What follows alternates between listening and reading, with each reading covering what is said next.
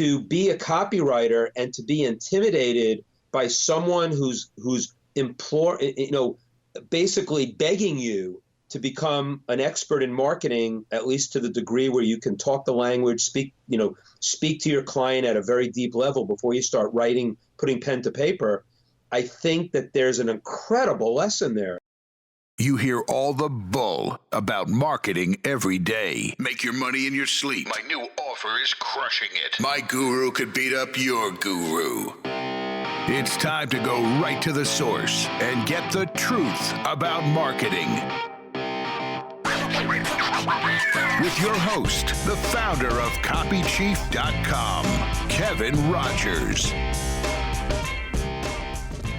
Hey, welcome back to The Truth About Marketing. It's great to have you with us, and this is going to be a jam-packed show. One of my most popular guests, Brian Kurtz, is back with us today. My first three-peat guest, and with good reason. Brian is, as you, I hope, know by now, a leader in our industry, a legend of direct response marketing, having mailed 1.3 billion pieces of mail promoting books and other offers over his career. So it's just, there's no end to the lessons Brian can teach us, and he does it so well with such a loving, giving heart. So we've had a lot of fun with Brian on this podcast. Brian and I are both very passionate about helping copywriters and companies find each other and do great work together. But today, we're going to talk all about Brian's brand new book. Yes, a brand new book that you are absolutely going to want to read, own, sleep next to, ingest, obsess on. It's called The Advertising Solution. And one of the things we're going to talk about is why Dan Kennedy hates that name. And and all about the book, what it's about, what you're going to discover in it, and some cool surprises. So, Brian, to start, before I even let you say a word, I want to read a blurb from the book. This is because the book launches tomorrow, and I thought this blurb really summed it up. This is from Ken McCarthy, another great legend of our industry. He says, "My quick diagnosis for how serious a copywriter or marketer is, or how much potential he or she has, is the answer to the question, who are your heroes? Direct response advertising, the kind of advertising that works best on the internet, was not invented yesterday or even 10 years ago. Everything, and I mean everything, that works online today is based on principles. These principles were first sorted out decades ago by giants who tested literally billions of dollars worth of ads, offers, and selling strategies over the course of their careers. Put aside the latest internet fad of the day and read The Advertising Solution to get to know these giants. Make them your new best friends. It's the surest way to get rich that I know." Again, that's Ken McCarthy talking about Brian Kurtz's and Craig Simpson's new book called The Advertising Solution. So please welcome co-author Brian Kurtz. Thanks for being here, buddy. Thanks. You know what's cool, though? I just realized this. The name of your podcast is The Truth About Marketing. Yeah. And I just think that, because I consider you to be one of the best coaches in the world for copywriters. Thank you. And you know how passionate I am about copywriters knowing about marketing, understanding direct marketing principles that makes them better copywriters. If they understand, I think we talked about this in one of our previous interviews. Again, I'm overstaying my welcome being on for the third time. Not at but, all. When we talked about, the best copywriters understanding terms like lifetime value and, understanding list segmentation, understanding, what a regression model is, and not that they have to be experts in that, but the best copywriters I know are so passionate about their craft that to just write in a vacuum and say, I'm a good writer and I can just write. So anyway, I don't want to go off on a tangent there, but that you call this The Truth About Marketing, and yet your avatar is definitely more copywriters than marketers, although they're both. Right. I applaud you, Kevin Rogers. Oh, thank you, sir. And I'll say, one of the big revelations I've had recently is that it's just not enough to be copywriter anymore. In fact, I still like that label because everybody needs copy, right? But the truth is, if you're a copywriter, what you need to be is a marketing expert with copywriting as your specialty. Like you said, Brian, you can't just write in a vacuum. It's not, and that's why I get on people a little bit about this hand copying letters to death. Yes, it's helpful. It's a great way to improve your craft and all that. But the real value is in the things you mentioned, understanding how the markets work, how the numbers work, the full picture. And you're right. You talk to a guy like Dan Kennedy or any of these folks, they're obsessed. They read Advertising Age and all these industry resources, and they want every piece of information they can get. It's not just about writing copy. Yeah, I mean, the story. You were there in the room when I did a presentation at AWAI, which was basically they wanted me to do that presentation that said, what does it take to write for the big dogs? Yeah. And I always felt terrible about that title because it made me sound like some elitist marketer who only hires A-list copywriters, which actually was true. But how do I recognize A-list copywriters? Yeah. And I did a whole spiel in that presentation about asking questions of a would-be copywriter for Boardroom when I was there about what they knew. I mean, I'd even throw out buzzwords just to see if they knew what the hell I was talking about. And it was funny because if you recall, you gave me some great coaching basically on that presentation as well. But I remember there were people that came up to me. Remember the people came up to you? You were there, I think, when someone came up to me and said, Brian, I didn't know who you were, but boy, that was so intimidating. And I'm like, holy crap. When I'm umpiring a baseball game and I'm throwing a kid out, I don't feel like I'm intimidating. And there I was, I'm the nicest guy in direct marketing. And so that was a really interesting thing. But interesting here's the lesson for your guys.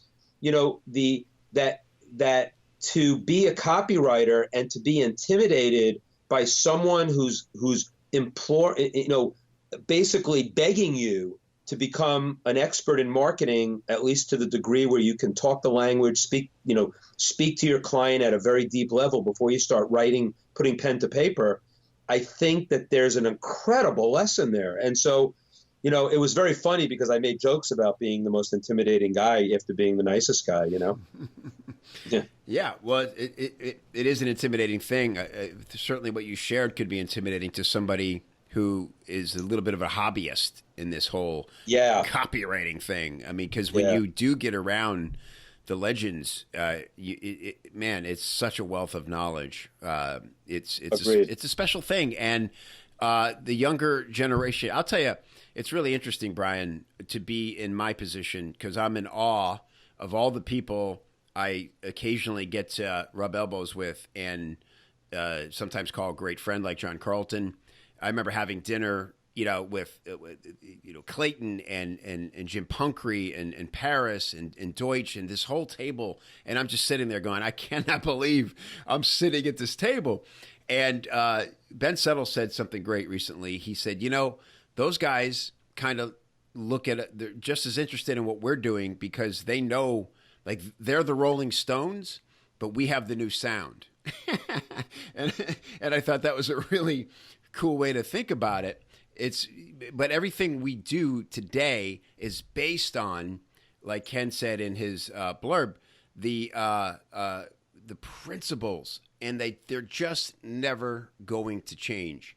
And that's why I love that you wrote this book, and I can't wait to read it because I have to be honest, I am not the ultimate consumer of information that I No, you posted on Facebook about that. Well, you fessed up that you're not a big reader of books. Well, yeah, and it's not that I don't want to. It's that I don't know where people get the time, that's why this book will be good. We should talk about that because this book, I think Perry Marshall's blurb about the book talked about it being a checklist that, even though he thought that the book, he actually gave me some negatives on the book too, just, that it was written in a little, old-fashioned style. But the fact is, this book could sit next to your desk with your thesaurus and your dictionary and be a checklist for writing sales letters, writing headlines, when you're doing list selection as it pertains to your copy. There's a bunch of things in there, which I'll talk about how I edited the book, because Craig did most of the heavy lifting on the writing and the getting the stuff out of the legends. But I edited it in a way that gave people lists not checklists per se, but they ended up being checklists. Like, these are the 8 things every headline needs to have. These are the things every sales letter needs to have. And they're from these legends like Robert Collier and John Caples and David Ogilvy and Claude Hopkins. And that's fantastic. Yeah. So the first chapter, you're introducing each legends, and let's cover who they are. It's Claude Hopkins. Claude Hopkins, author of Scientific Advertising. The great thing I like to say about Claude Hopkins is that he wrote Scientific Advertising, which is a book that I recommend second to Breakthrough Advertising. Mm-hmm. We'll talk about Gene Schwartz in a second.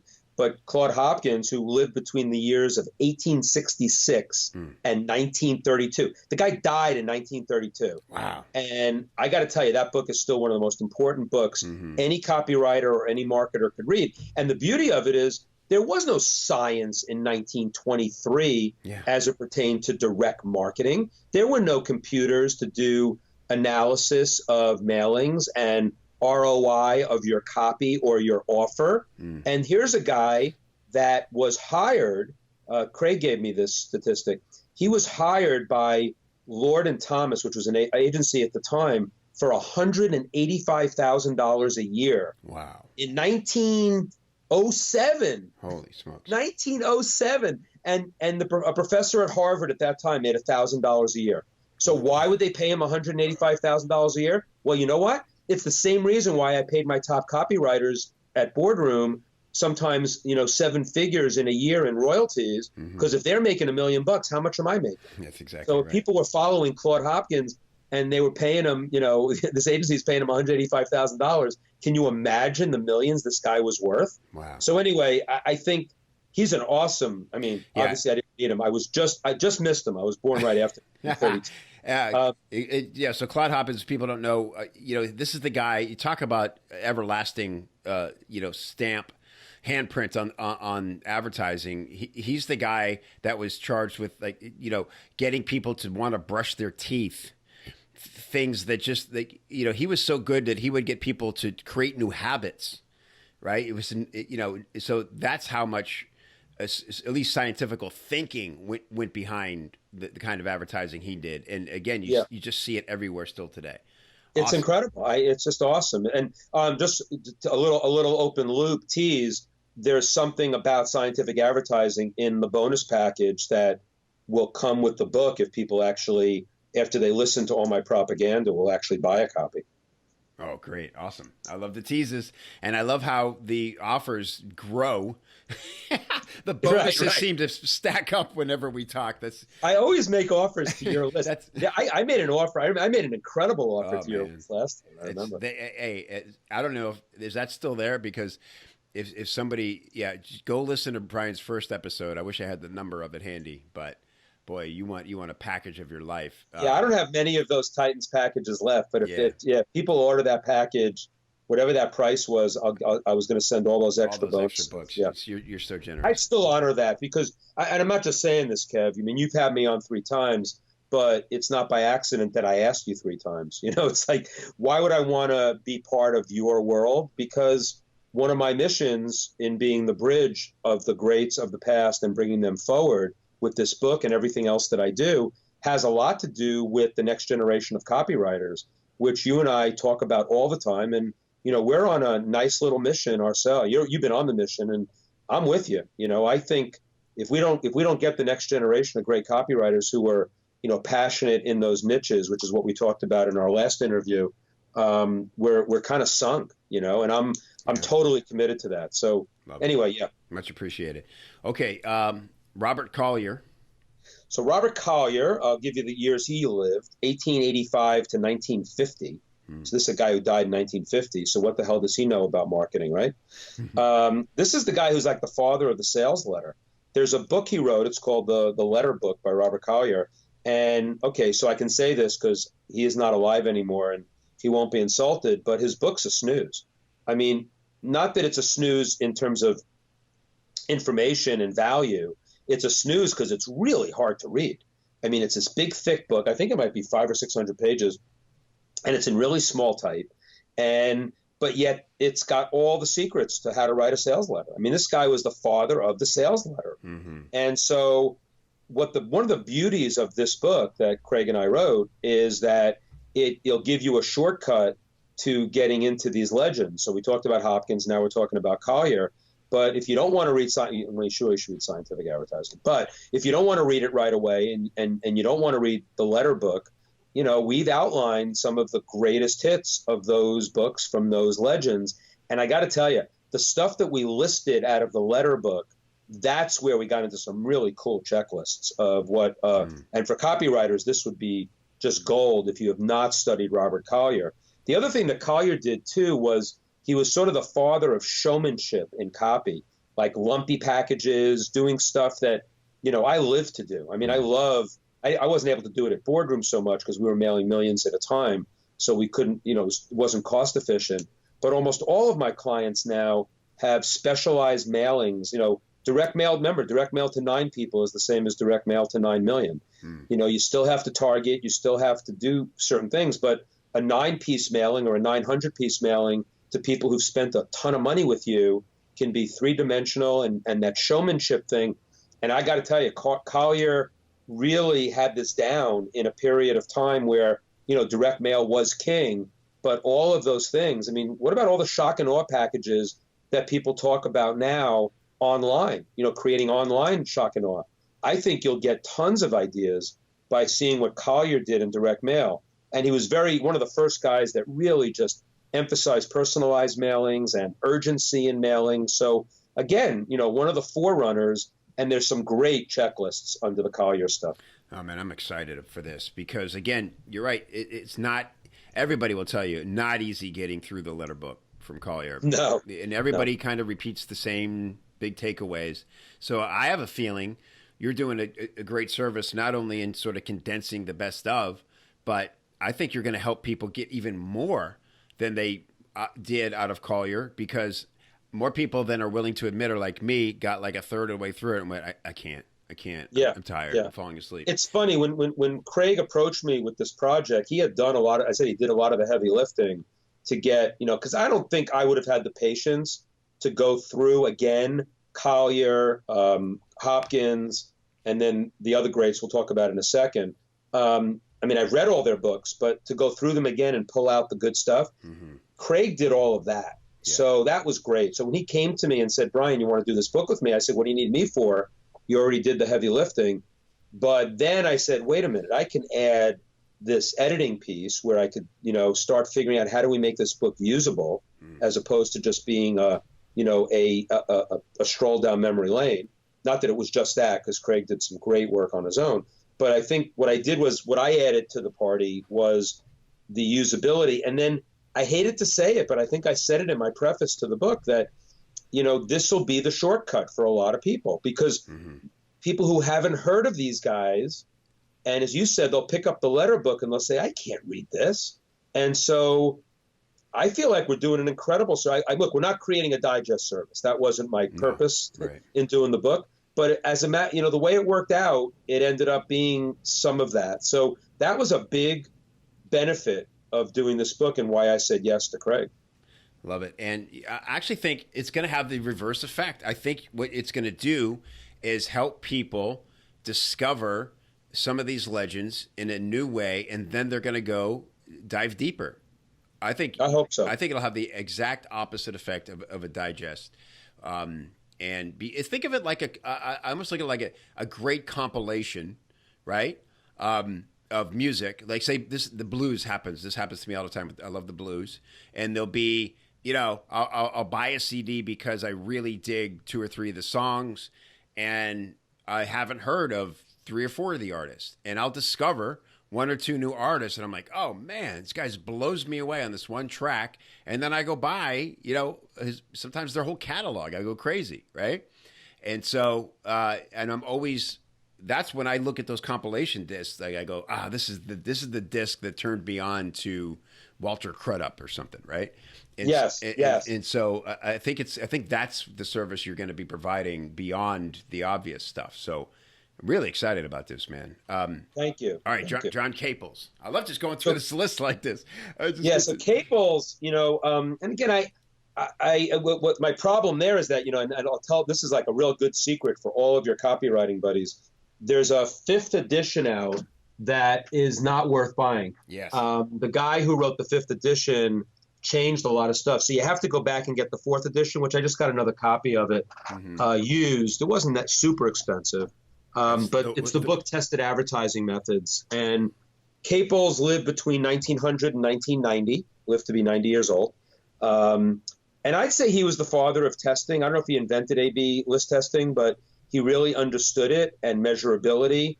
And again, I think all of these guys, and specifically David Ogilvy, who we'll talk about in a minute, is, they're all kind of like general advertisers trapped in direct marketers' bodies or something like that. Or no, they're direct marketers trapped in general advertising bodies. Because back then, the Mad Men, right? And anybody who's watched Mad Men, that was advertising. Let's do an image ad that feels great, and hopefully we'll sell more Lucky Strike cigarettes. And these guys did not. I mean, that's why I hated the title so much, and so did Dan Kennedy. And I couldn't fight with the publisher enough about it. But I think because it's Entrepreneur Press, their list understands the word advertising a lot more than marketing and direct marketing. But I made sure in my preface and wherever I could to talk about these guys in the context of they were slaves to measurability, even though there was no direct marketing. There was no terminology for it. And so I'm just astounded, that people don't study these guys more, because to understand direct marketing before it was even invented is kind of cool to me. And so I'm just Caples is one of those guys that is just really worth studying. We have a lot of good stuff in the book. Again, I tried to, everything I did in the book that I edited that felt like it should be either numbered or bulleted in a list of things to follow, I did. And we have a few things on Caples in the book around that. That ended up being my biggest role in the book. I mean, writing the preface and then kind of editing it in a way so that it becomes incredibly usable. So people can take this book, apply it to what they're doing online today, and realize that a lot of this stuff was invented before them, believe it or not. But not to say that we want to go back and, do direct mail over the internet. That's not the point. The point is that these are eternal truths, as my buddy Perry Marshall always likes to say. Yeah. So, and so again, now you know why I hated the title and why Dan Kennedy hated the title, is because it was smelling like it's about general advertising and general advertisers. So I needed to explain both in my preface, and I'll explain to the listeners now, that this really is a book about the first direct marketers. It really is. Yeah, love it. And I want to put out the URL where you want to go, thelegendsbook.com. The book is released. October 11th is the launch date. And so if you're hearing this here on Monday, October 10th, you got to sit tight for one more night. Actually, they don't. They don't. No. Actually, I think, no, they don't. They would be able to, we have the page up as of like September 1st. Oh, you do? Oh, okay. Yeah. So I don't know. So, and if it's a pre-order, all they have to, the whole thing is set up on thelegendsbook.com for them to, go directly to wherever they want to buy the book, Amazon, Barnes & Noble, wherever, opens a new window, comes back to that window.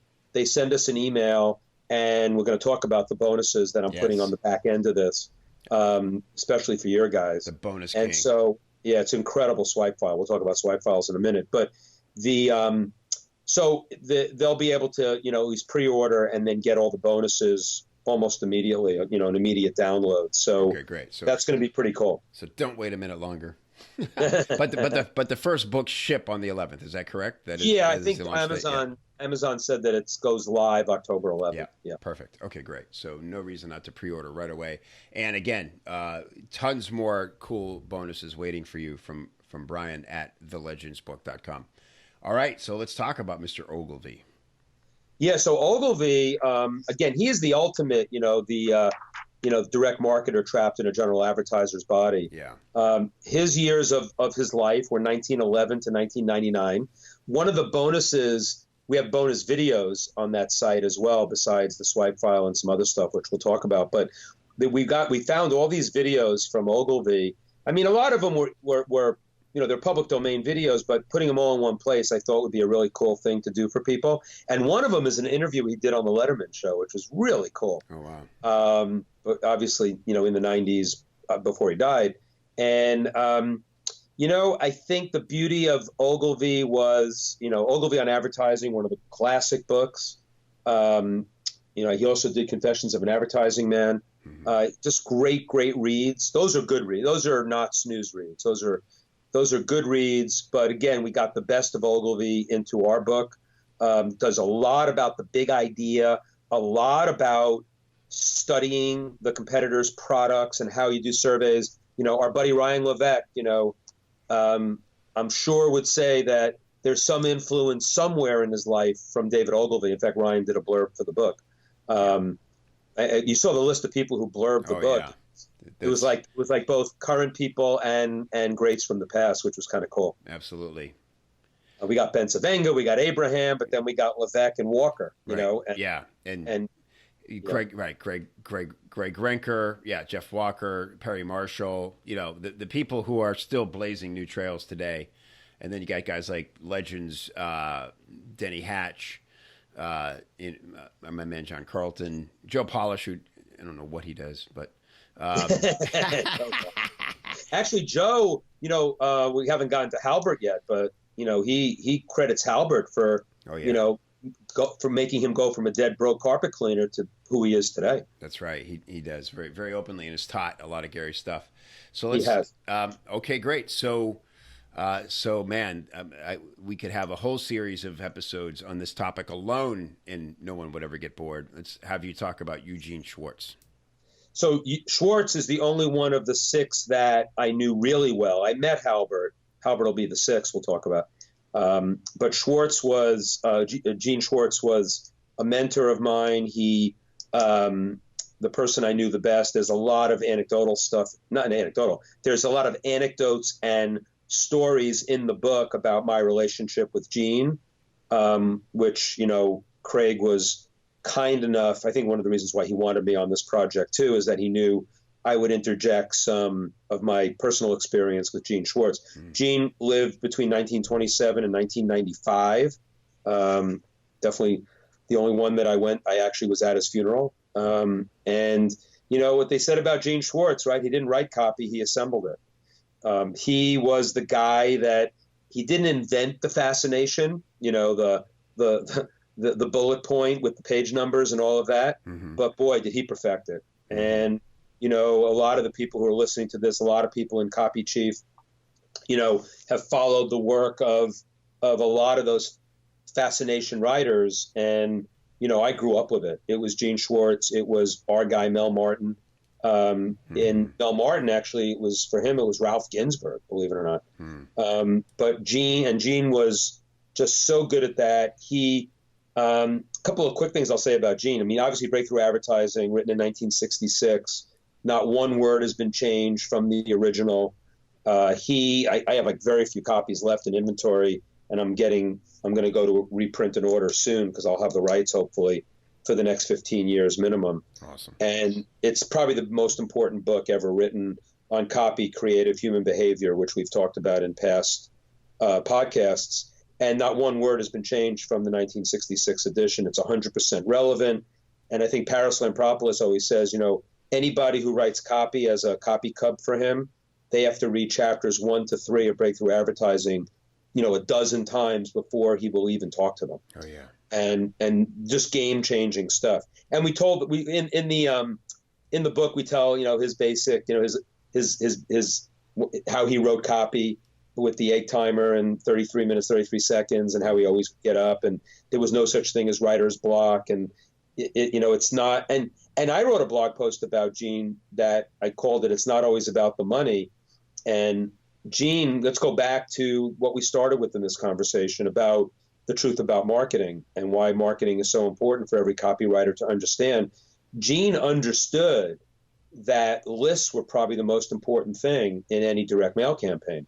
And so what Gene, I don't know if I told your group this story, but I've told this story many times, and I just blogged about it recently, that Gene had a little company of his own called Instant Improvement, which was a book publishing company small little health books, kind of weird stuff like the Tao of Sexology and how to rub your stomach away and all kinds of like Chinese medicine. Right. In a time when Chinese medicine was kind of radical. Now he'd be much more mainstream. So Gene had this little company, and yet he's writing copy for Boardroom. He's writing copy for Rodale. And Rodale and Boardroom probably have the two largest health book buyer lists on the market. How does Gene get to mail Boardroom and Rodale lists for his little instant improvement? Easy. Gene writes copy for Boardroom that becomes Control After Control. Gene writes copy for Rodale, which becomes Control After Control. And instead of getting paid for the copy, which we would have paid him, 30 to 50,000 bucks per package, I'm sure, he said, no, I don't want any cash. I would like to get 750,000 names from your database selected. And actually, I was the in-house list manager. So I actually did custom selects for Gene out of the Boardroom database. So he got 750,000 names for every package he wrote for us. And just do the math. I did this on a previous interview. He mails 750,000 names for his little instant improvement company, right? Mm-hmm. Let's do the math right now, Kev. Mm-hmm. 750,000. His books were very low price, so let's call it that he gets a 2% response rate. Mm-hmm. So now he's selling 15,000 books from mailing those names, and I'm guessing he'll get like $20 a book at the time. For argument, that's $300,000. I wasn't going to pay him $300,000 to write a package. Not only that, Gene understood the value of lifetime value. Mm-hmm. So then Gene knew that it wasn't the $300,000. It was that if he sold the Tao of Sexology, he was going to cross-sell and upsell the rest of his books. So that $300,000 quickly could become $500,000. And lo and behold, guess who got to rent his lists on the market for $100 1,000? Oh, instant improvement. Yeah. So, for a guy who was a copywriter, or at least labeled as one, isn't that incredible? Like he understood direct marketing at that level. Yeah, yeah. And man, I tell you, this again. Keep in mind, this is a time when you're cross-selling, upselling through the mail. This is not, compared to today, how we can basically overlord, spy on somebody as they interact with our ads, right? This is all like optimized guesswork back in those days, what you guys had to do to get started, to find out if something was going to work. Amazing. And the fact that you were so effective. I mean, 2% and plus you consider all the friction. The letter comes in the mail. You got to get it from the mailbox. First of all, it's got to get to your mailbox. Hopefully the mailman didn't get lazy and dump it into a trash bin somewhere. Right. Did you ever hear the story of, I have it in one of my products. I have a Bill Jamie, who's a great copywriter. And Bill Jamie, I have the ultimate swipe file of Bill Jamie. Yeah. And there's a video in there of him presenting, and he tells this whole long story. I won't bore you with the whole story, but it's a cool story where he's sitting on an airplane next to somebody who pulls out a direct mail package that he wrote. And it was for like a New Yorker magazine or something. And he watches the person, without telling them that he was the copywriter, he watches the guy like unveil, so to speak, the package, right? So Jamie goes, he pulled out the sales letter. Of course, he read the PS before he read the body of the letter. And then he went to the brochure, and then he went to the lift letter. And then the moment of truth, he went to the order card. And he picked it up, and he looked at it. He had a pen in his hand, and I'm getting really excited.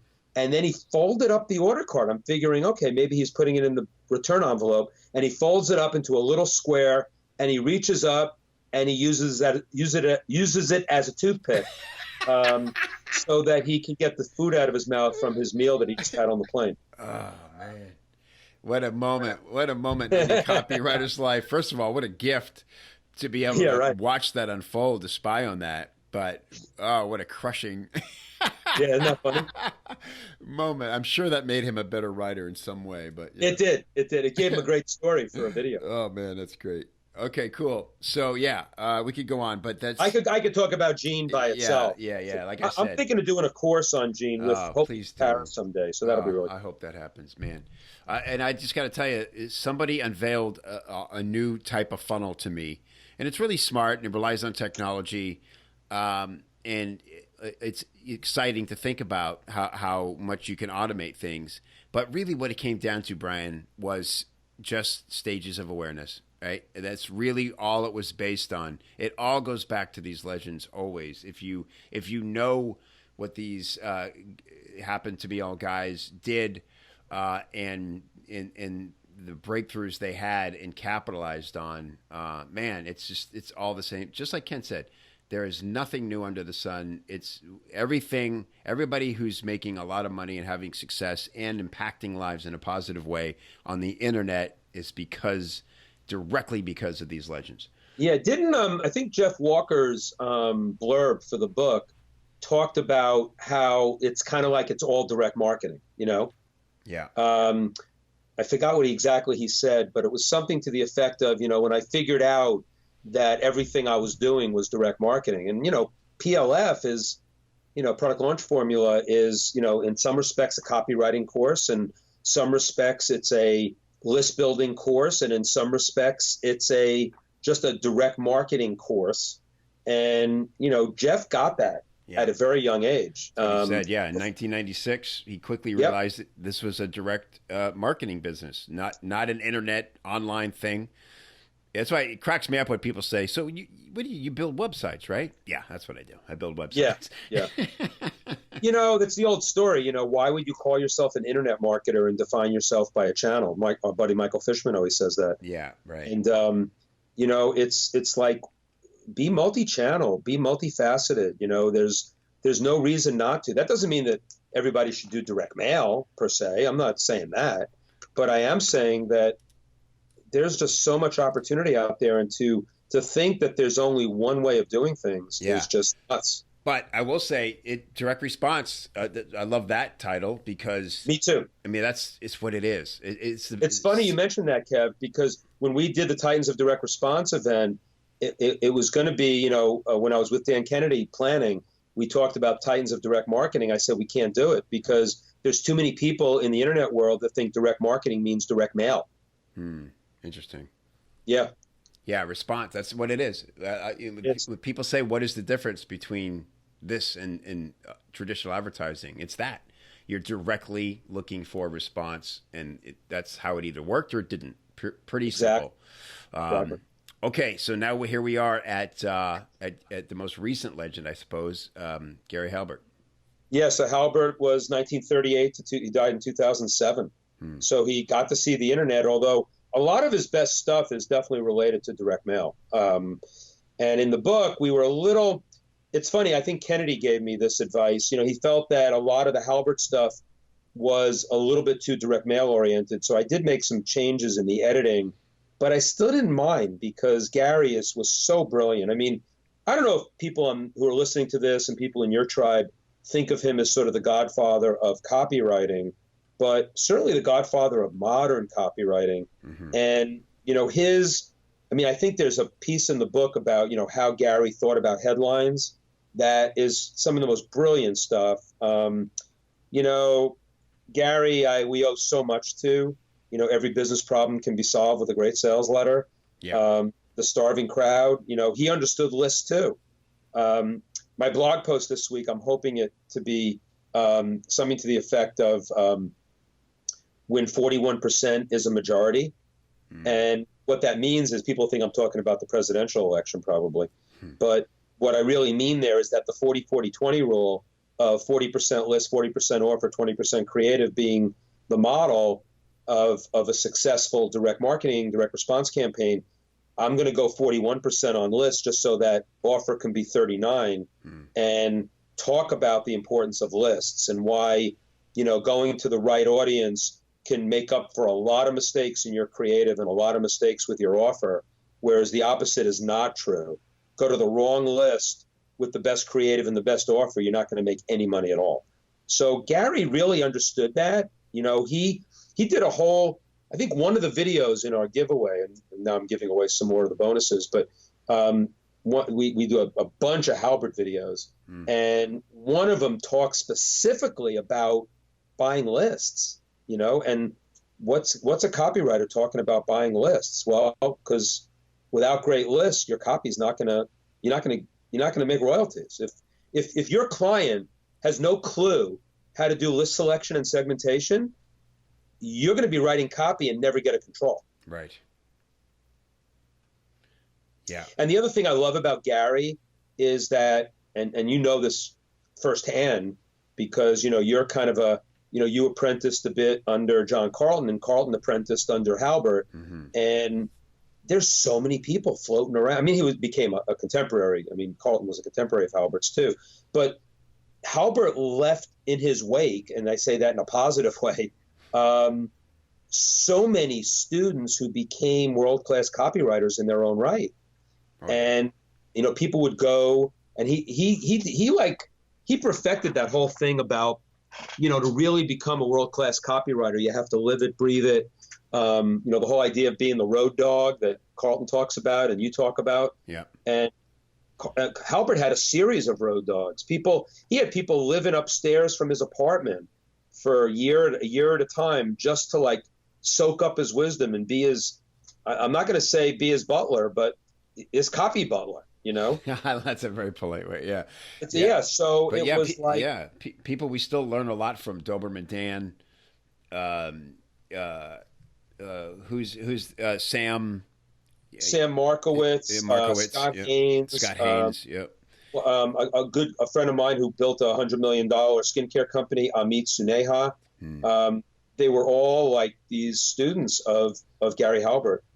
So there's a lot of good stuff in the book about, some of his best teachings. And then, again, I thought there was so much good video out there, and I got some really rare stuff. Man, that's because I was able to put into the giveaway package. Yeah, I've not seen a ton of Halbert video. I've heard that it's out there, but it's just not readily available. Very exciting. Yeah, well, we found some rare stuff. I mean, thanks to Ken McCarthy, we got it from stuff he did at the Systems Seminar, and then I got one from Joe Polish that's just incredible. It's like an hour long. It's just, you're mesmerized. I mean, if you're a copywriter, you've got to watch this video, and it's free, for people who buy the book. So it's thelegendsbook.com, thelegendsbook.com. You go there, you order the book, however you want, Amazon, Barnes and Noble, or Indie Bound. That's cool to support independent booksellers. Yeah, you can buy from any, and there's a button, and you go to that,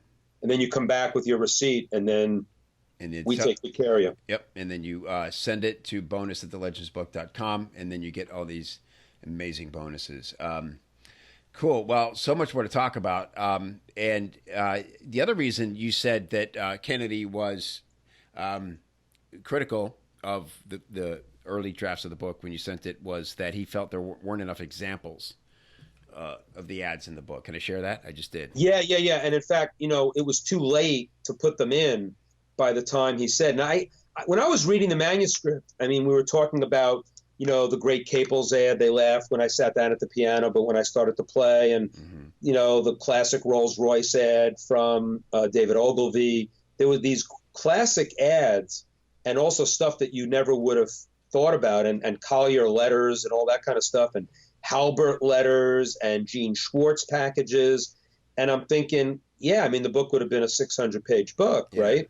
So it was too late. I knew that was a flaw in the book, but it was not the best way to get the book out to the marketplace to start doing all of that research once Craig knocked on my door. So I did the next best thing.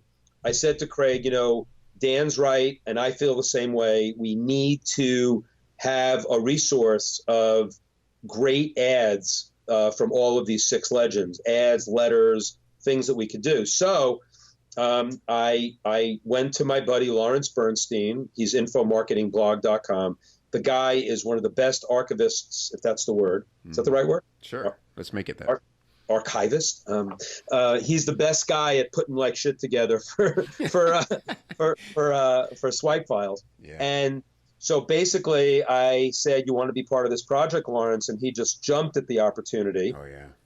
And so we put together, I think it's around 140 pages or so. And it's basically, and it's in, 6 specific chapters, Claude Hopkins swipes, Caples swipes, Ogilvy swipes, Collier swipes, Halbert swipes, Schwartz swipes. And we compiled like some of the best ads, stuff that we could find on each of them, and put them into this one swipe file, which is giveaway number one when you buy the book. So at least I know everybody who buys the book will be able to go to thelegendsbook.com and be able to, get this swipe file. So when I told Dan I did that, he was feeling a lot better about me. He didn't disown me. And I felt really good about it. Craig, of course, felt great about it. So that's giveaway number one. Then, I felt like, we should just talk for a second about the importance of swipes. Yeah. And I'm going to say, I totally get where he was coming from, but it would have been it would have been almost more like a lesson book at that point. Sure, it'd be convenient to have them right there, but then you have to choose, how many can we fit in and these things, right? I kind of like this better because it's a companion and it keeps the book, a straight read, and to me makes me want to go look at these swipes even more. And I like the fact that people have to take that extra bit of effort to go get the swipe in front of them. Because in this case, I don't think it's friction that's going to keep them from it. I think it's sort of adding to the desire to make them appreciate when they finally get that ad in front of their eyes, Yeah, the beauty of it too, Kev, is that, they'll be able to download it. I mean, I'm a hard copy guy, so I print it. Like I printed every Bensavenga bullet on the web and put it in a binder clip, and that's my Bensavenga book, right? Yeah. So I think people can, the idea that they could get this one PDF of all these ads, then print it, that becomes a resource, like a reference tool. And then the book, by not having the ad, I'm making excuses, obviously, so Dan will like me still. So, but it's sort of like that. Then the book becomes just a really good reference tool based on the lists and the checklists and all of that kind of stuff. And so, in a way, as you said, it doesn't like clutter the book up. Although I got to tell you, when you're reading the book and it's like, David Ogilvy is going nutso over his, Rolls Royce ad. The classic Rolls Royce ad. The loudest thing you'll hear in this Rolls Royce is the electric clock. Right. And actually, Ogilvy, when he was on Letterman, said, "Yeah, that was really funny because we got a letter from somebody that said, so when are you going to fix the clock?" So, but the idea of having those ads in a PDF, I think will be really cool. So downloadable, printable. Yeah, it's a mark of pride. And here's how easy it is. You go to like FedEx.com or whatever it is, Kinko's, however that's labeled now, and you can literally do it online. You load up the PDF, and here's what I always do. I get the nice plastic cover and then nice spiral bound. And like you said, you got this beautiful little book, and you're way cooler than anybody else who owns the advertising solution and hasn't printed out their swipe file. So there you go. Right. It's a badge of honor. And not only that, let's talk about how copywriters, and I'm sure you've talked about this with your tribe before, but how copywriters should be using swipe files. They're not to steal, but they're to steal smart. We talk about, stealing is a felony and stealing smart is an art. Mm-hmm. And, I always tell the story of like a buddy of mine in a foreign country, I won't give it away, where he basically took like a Max Sackheim line, which was, "Do you make these mistakes in English?" which was for a language program in 1920 something. And he wrote, "Do you make these mistakes in internet marketing?" as a subject line, and had his highest open rate. I only bring that up because that's stealing smart. And I've used a lot of like copy platforms in the boardroom stuff that I did over the years. What no one ever told you when blank, we sort of invented. And, then Kevin Trudeau went on TV with it, and then everybody used it.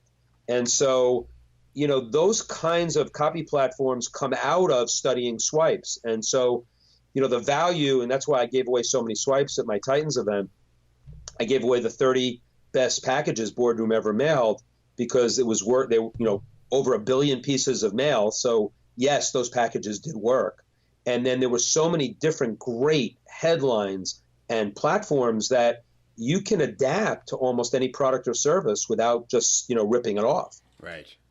Yeah. Again, it's that, and that's where you develop that critical thinking that John Carlton always talks about, and Bensavenga always talked about. It's not hand copying the ad, or it's not just studying a control. It's then asking, why did this work? And what's maybe one thing I would try that's different to see if it would convert even better. It's Right. That's when you become great,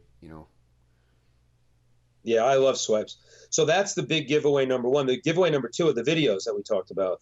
So we're going to we went and compiled. Now, some of them are available. I'm sure you can find some of them on YouTube. Some of them are not.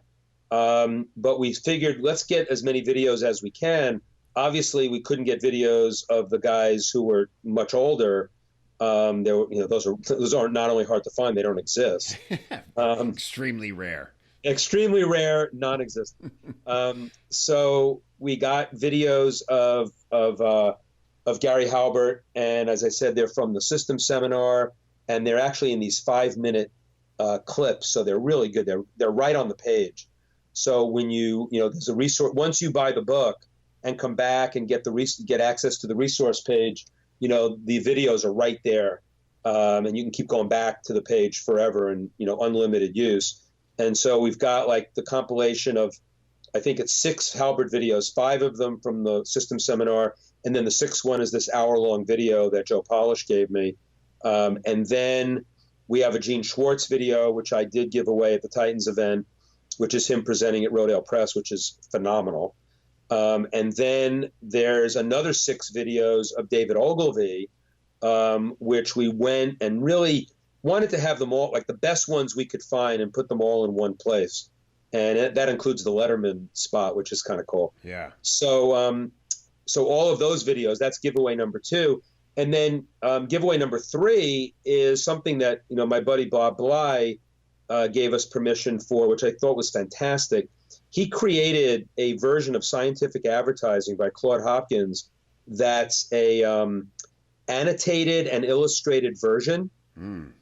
And so the third giveaway is a downloadable PDF of that, which you could print as well. I have that on my shelf in a binder clip as well. And then, so that's the third big giveaway. And then Craig Simpson has another, I think 5 special reports of tidbits from the legends that, didn't make it into the book, like things that, he even wanted to add. So this resource page is cool, and we're going to keep adding to it. So then you bookmark the page after you download all these goodies, and then we keep sending you stuff. And, through my blog and Craig's blog, which you'll be signing up for at the same time, which is no waste of time, I hope. My blog is kind of fun, and Craig does great tips. So, and we'll continue to send people to this resource page, as we find stuff. I mean, maybe I will get a rare video of Claude Hopkins when there was no video. I just don't know. Yeah, fantastic. Wow, it's exciting. I'm kidding. I don't think I'll get a video. It'll be, well, you know what? Hey, Bigfoot's out there, right? So, I'm not giving up hope, man. I won't give up hope either. All right, and so let's get to the classic manuscript of scientific advertising. That's the one you mentioned that Bob Bly created. Yeah. Yeah, it's annotated and illustrated, so it's got notes in it. It's really cool, and it's really easy to read. It's really fun. Yeah, it's really good. Really great. Good. Bob Bly, one of the most prolific writers on the planet. It's amazing how many books that guy's written. I think it's 88 or something like that. I want to say that one of them is the history of hot dogs. Yeah, right, exactly. He likes baseball too. I've gone to baseball games with Bob, but Bob, he hated going with me because, of course, I only watch the umpires when I go. You criticize Bob, like their call style and that kind of thing. Their call style, the rotation. I was explaining why the first base umpire was making a call at home plate based on the rotation. He's looking at me and going, "But a run scored. Why do I care about that?" And so Bob would, I think he wrote the Copywriter's Handbook. I mean, he wrote some great stuff. Yeah, sure. I remember. So this was a labor of love, I think, to do this scientific advertising, and I was so pleased when he said we could offer it as one of the books. Yeah, who even knew that was out there? Awesome. So again, it's thelegendsbook.com. You come here, you click one of these options to buy the book, and then you mail your receipt to bonus@thelegendsbook.com, and what comes back at you is a treasure trove of direct response goodness, swipe files, rare videos in this cool-ass classic manuscript of scientific advertising that is illustrated, annotated with the help of Bob Bly. So Brian, man, really excited for this. I think it's going to do extremely well.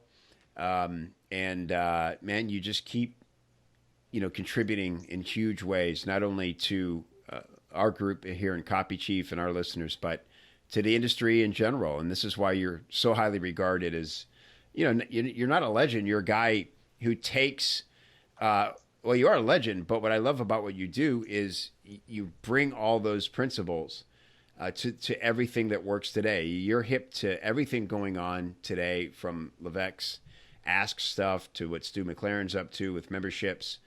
I mean, you're in masterminds with these guys. These guys come to you for advice, and I appreciate you, man, and how much you're able to flawlessly, combine these worlds for the biggest impact. Well, thank you so much, Kev. That means a lot coming from you. And just so you know, the way I view that concept, using Levesque and McLaren and Jeff Walker as an example, is that, I always feel like I got the golden ticket because they know, hey, this guy's got 35 years experience. Let's let him in the room. And so, I mean, I'm there, I'm participating, I'm doing what I can do.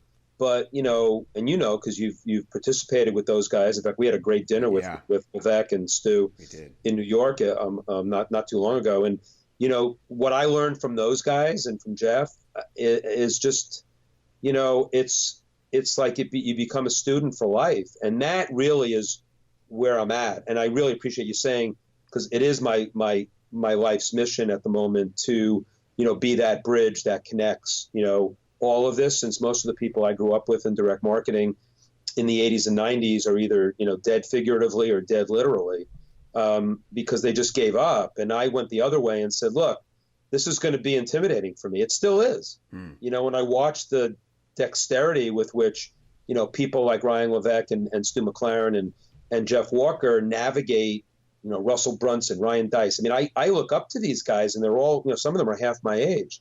And so I'm marveling at what they're doing. And if I can contribute in some way to what they do, I mean, how great is that for someone like me? So I just want you to know how much I value it.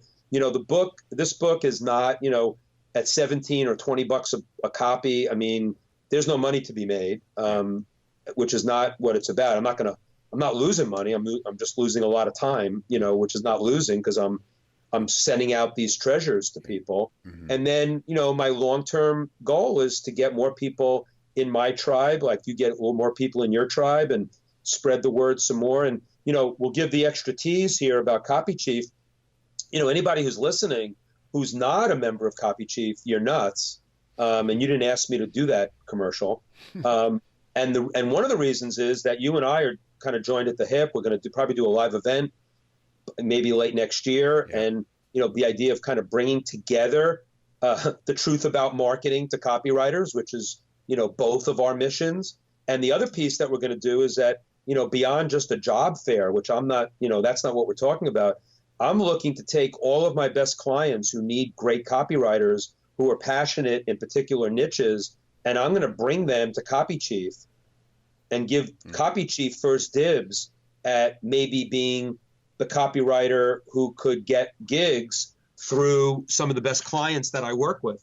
And that's a big deal, I think. It is. Yeah. I wouldn't just hire anybody. No, absolutely. And I know you and I both take it very seriously, like who we recommend. And that's part of the difficulty, is that how many people can we have in our pool of recommended resources, writers? And that goes both ways for companies too. Not everybody who comes to you or me asking for copywriters is someone we feel totally comfortable recommending copywriters to. So we're both very picky about how we connect people. And it's a huge task, because everybody's still sort of fumbling around in the dark, trying to find each other. So, man, I tell you, whenever I tell anybody about our concept for the live event, they just go nuts. In fact, I was just telling Ben Settle the other day, and he was like, "Dude, I want a ticket right now. I will buy." Yeah, no, we're gonna do it. We just needed a little more time to let all of this cook a little bit more. Yeah, we want to get it right, and it's a lot of decisions behind it. But and I appreciate that, dude. Let's talk a little bit. Do you want to tease that? Like who are these companies? I know you're not going to say the companies, but talk about the criteria briefly for for you? Like what? Because here's the thing: if you're listening to this and you're getting, I used to get tingles when I first started discovering direct response copywriting. Right? My skin, my hair would stand up, and I get goosebumps because it's just it's such a unique pocket in our world of business. And it's also exciting because this knowledge is out there. You can just go nuts and you can learn it, and then you start implementing it, and it gets much more challenging, but much more rewarding. And it's just damn exciting is what it is.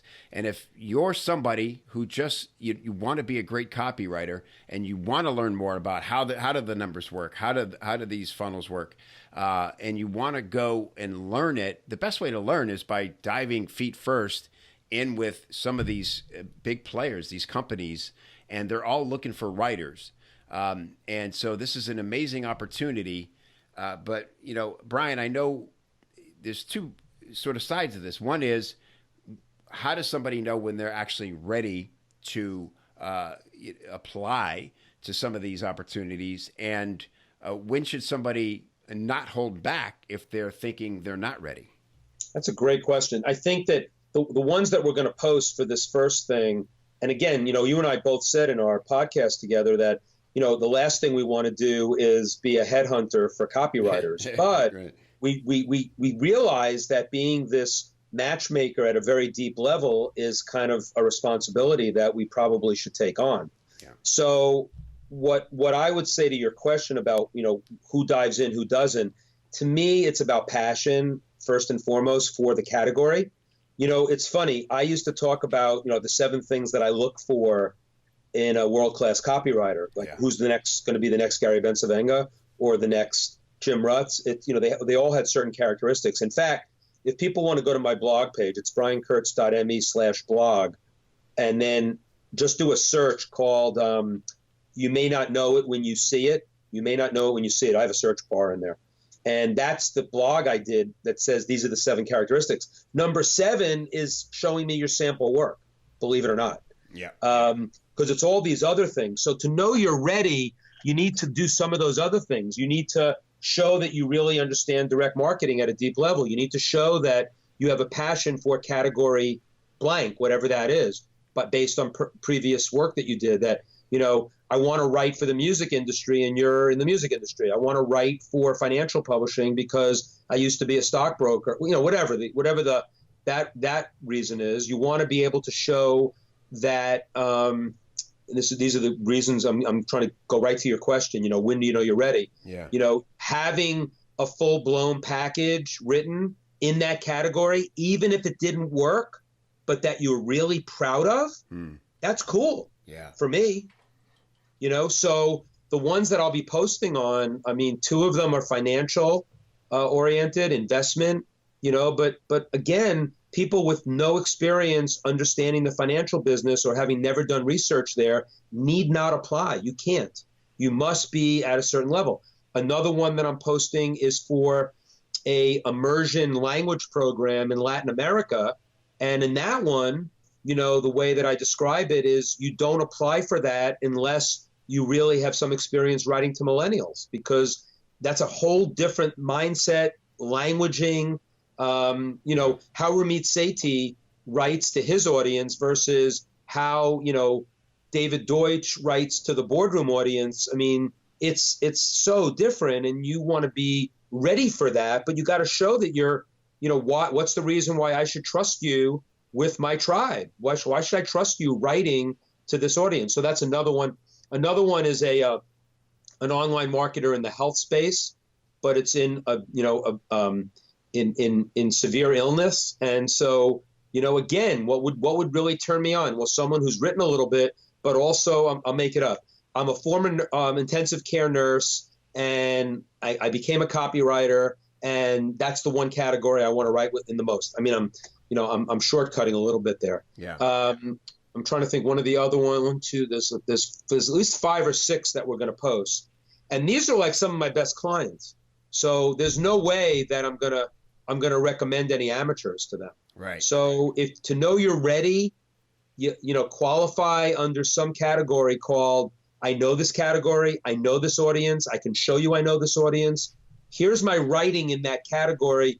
It hasn't worked yet because I haven't written for a big mailer yet, or a big promoter, big marketer, but it's some really good shit because I'm really proud of it. Yeah. And this is why I'm proud of it. Yeah. Show the passion, the thinking behind it. Right. That's a great point, man. It goes such a long way. And that's what I mean about somebody not hesitating if they don't have numbers yet, or they're not, they haven't had some sort of stamp of approval that you have arrived as a copywriter. Show some passion, show that you're willing to do the work. Just say, here's where I am, and I'm excited about this. Exactly. Dan Ferrari tells a great story about when he first started working with Money Map. He tanked, and for whatever reason, they saw enough in his writing to go, let's give the kid another chance. I think there's something here, and it paid off very, very well for them. But so just know that the intangibles can take you a long way, and just damn it, do the work. There is if you're looking for easy money, man, forget about it. You're no, this is no easy button. I think if you want, you can have the blog post. I think it's a really valuable one for your audience. We did the $1 Million Copywriter one, but the one that's, you may not know it when you see it, is one of those that I'm proud of because I got it in writing. What I saw. It was kind of based on the AWAI speech I did that intimidated everybody. Yeah, I love it. It's epic post, and it's something every copywriter needs to read. And briankurtz.me/blog. I will include that specific post in the show notes, Brian. That would be great. And I think one of the things as far as like now that we're at the end of this, but this interview was about my book, and it was about the giveaways for the book and getting your folks excited about the book. But the fact we're talking about this as well, I definitely want people to know whether it's not an open loop, it's a closed loop, but we closed it at the end. But letting people know that we did, riff a bit about some more about what you and I are most passionate about as far as the next generation of great copywriters. And I would just love to make sure that people will listen to this. Hopefully they're listening still at this point in the interview, because we promoted it properly to say this was about the book. It was about something really important, but it was also about, their future. And then anybody who's listening, again, who's not a member of copychief, who's wants to take the next step, go. Yeah. Join copychief. Yeah. I love that. It sounds planned, but I'm on your site now, and it says recent comments, and I'm proud to say that 3 of the people in your recent comments are people I've coached. So that's great. That makes me feel great. That tells you a lot, right? Yeah, that they're studying all the right stuff. Well, not only that, you and I are so simpatico on where we're going, even though we have different skill sets. So it's really cool. Yeah, it's awesome. All right. Let's not sicken people with our love fest, Brian. Yeah, right. You're a jerk. Oh, yeah. Cheap. He's cheap. He's got alligator arms. Never bites them. So thelegendsbook.com. Man, I really enjoyed this, and I couldn't be more excited for this book. 100% sincerely. Shouldn't have to qualify that. But after talking through it with you, and man, like I said, it's you can look at it like a cool checklist and sort of a condensed version of what you need to know from these legends, but I'm sure it's going to have the great effect of making you want to dive really deep and sort of like binge learn from these legends that you may have overlooked a little bit. So again, it's thelegendsbook.com. You go there, you buy the book, you send Brian and his team the receipt, and you get back all this amazing swipe file, all these great and rare videos from the legends, and this cool illustrated, annotated version of scientific, not scientific advertising, but scientific advertising. Correct. Yeah, okay. Definitely. Yeah, scientific. Yep, yeah. Absolutely. All right, awesome. So go get it while it's hot, and appreciate you, Brian. I can't wait for number 4, buddy. Thank you. Hey, thanks again for listening to the Truth About Marketing podcast. If you like this show and you think other people would like this show, the best way to spread the word is by reviewing and rating the show in iTunes. Just log in, click review, leave a big old fat 5-star review, and let everybody know that you dig the show so that they can dig it too. To get all the links and resources we mentioned on today's episode, please go to copychief.com/TAM, as in Truth About Marketing. And if you'd like to learn more about how you can improve your sales copy with templates, formulas, coaching, feedback, or hiring a pro, do all that on the inside of the members area of copychief.com, and I will look for you there. Thanks for listening. We'll see you next time.